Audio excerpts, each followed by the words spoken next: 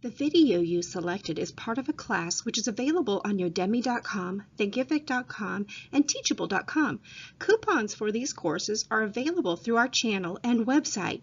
To receive the coupon, click on StudentSuccessSpace.com below, and if you right-click on the StudentSuccessSpace.com, a pop-up window will open, giving you the opportunity to open the link in a new tab.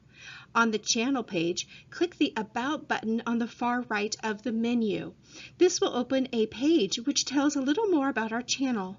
Scrolling below the description are direct links to our classes, or you can access coupons through the Courses and Publications link.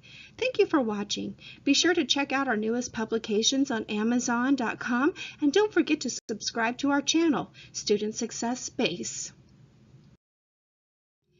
Questioning and curiosity go hand in hand. One simply cannot exist without the other. Recently, I read a book by Brian Grazer on the power of curiosity, and I loved every word of it. I wanted to stand up and scream, "Yes, that's it! That's how I feel!"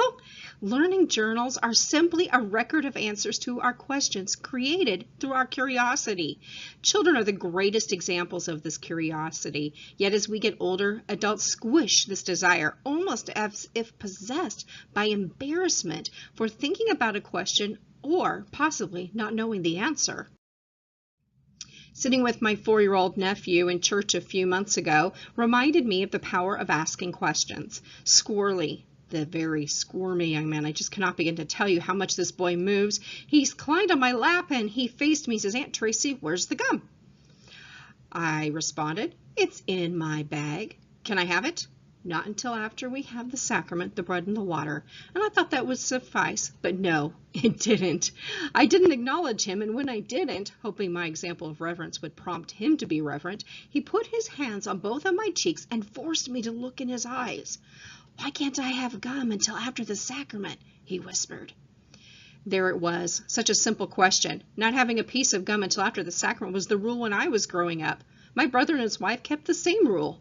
I never considered the reasoning behind it.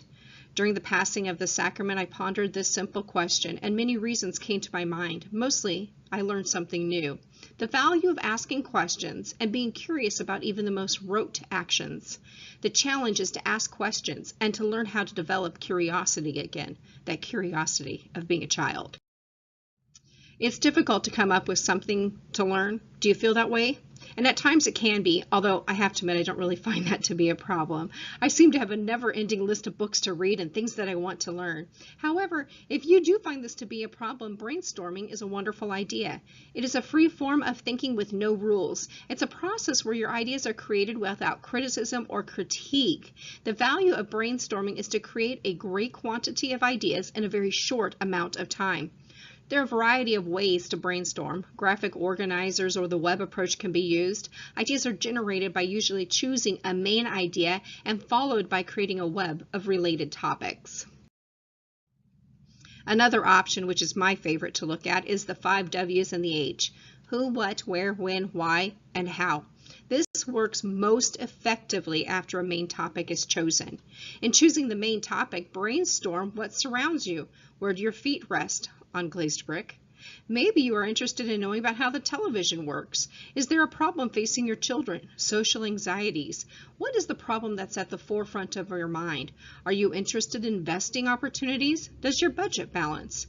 The other day, the problem at the forefront of our mind is my daughter, who is now 15, and I stood in the kitchen and decided we would make cookies together and realized we were out of vanilla. So promptly, since it was around Christmas time, we decided we would substitute it for peppermint. And here's what we learned. Don't do it. It was not a very pleasurable eating cookie.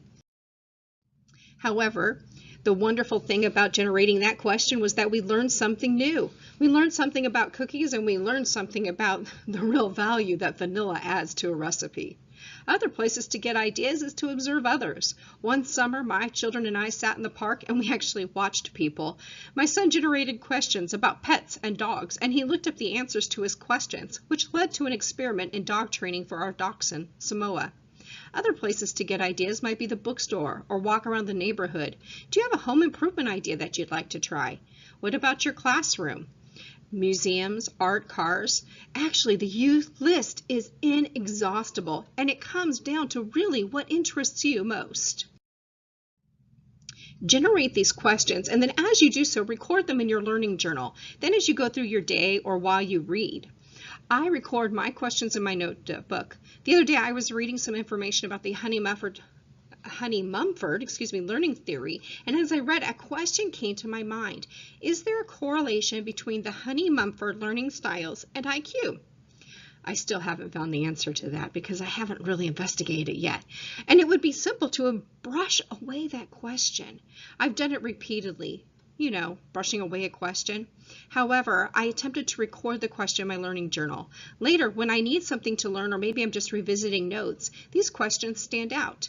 I have found that sometimes there are answers to my questions, and other times there are no answers. What do I do with the questions that have no answers? I actually label them as research, but you can do what you want with them. I don't know if I'll research every question, but it gives me an option later for a challenging learning experience.